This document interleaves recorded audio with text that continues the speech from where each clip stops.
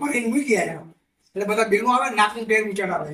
આ મોકટાર છે, આવી મોકટાર તો પીળી હોય, આ તો ડલ છે. એકદમ આપણે કેમ ડલ થઈ જાય તો ફલારી હોય એટલે કલર વયો જાય અને પાછું કોઈ ફોતરું રહી જાય, કારણ કે બધા ફોતરા તો નીકળે નહીં.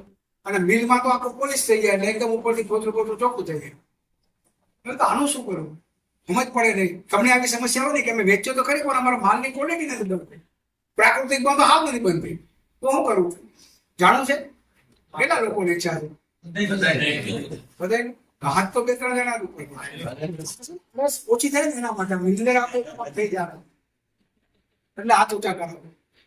હું છે ને એક જગ્યાએ ટ્રેનિંગ માટે ગયો તો તમારે જે મજા કરતા પણ એ સ્પેશિયલ ટ્રેનિંગ હતી સુરતમાં, કેમાં હતું. 15,000 રૂપિયા ફીસ હતી, 3 દિવસની ટ્રેનિંગ. પણ નતું કે માર્કેટિંગની ટ્રેનિંગ છે તો હું જાણું.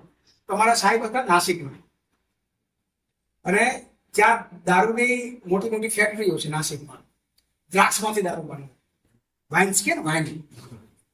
એ ભાઈએ બહુ ઉદાહરણ આપ્યું, મને બહુ ગમી ગયું. અને એમાંથી મને મારી દાળ કેમ વેચવી ને એ જગ્યા મળી ગઈ.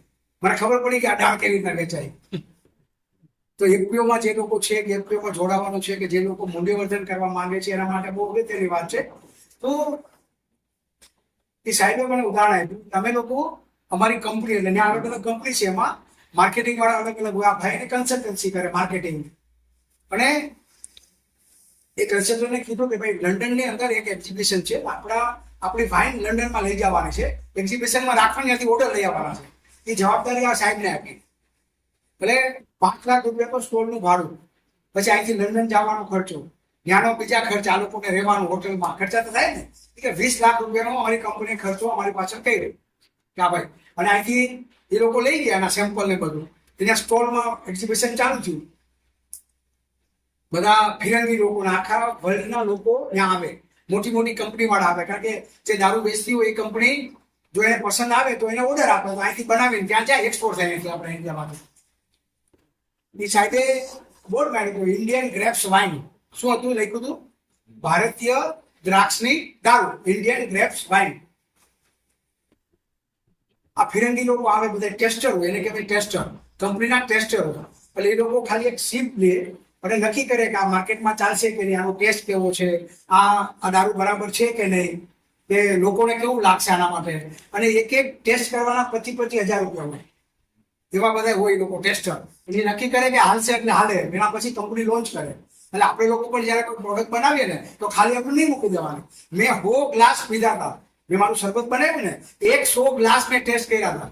આમાં ખાંડ ઓછી છે, આમાં હજી જીરું નાખવાની જરૂર છે, આમાં સિંધા નમક વધારે છે, આમાં સંચળ નાખવાની જરૂર છે, આમાં થોડુંક મધ ઉમેરવાની જરૂર છે. આવું કરીને મેં બનાવ્યું.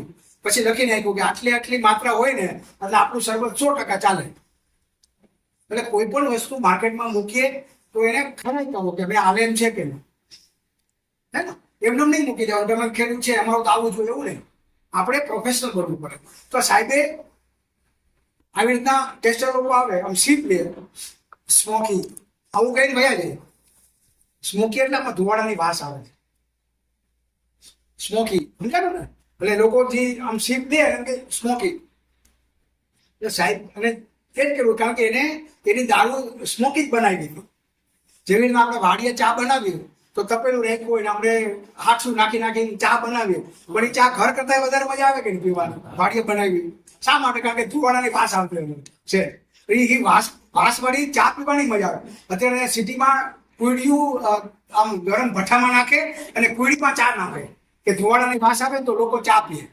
એટલે ધુવાડાની ચા વાળી વસ્તુ ખાવી પણ એક લાવો છે. એને સિટીમાં શું કે છે, બાર્બી, હા, એને કોલસામાં શેકે એટલે ધુવાડાની વાસ આવી જાય ને મજા આવે. રીંગણા આપણે ભઠ્ઠામાં શેકે, ખબર ઓરો ખાવાની મજા આવે. ઉપર તવામાં શેકાવે એના કરતા ઓલા શેકેલા વધારે મજા આવે.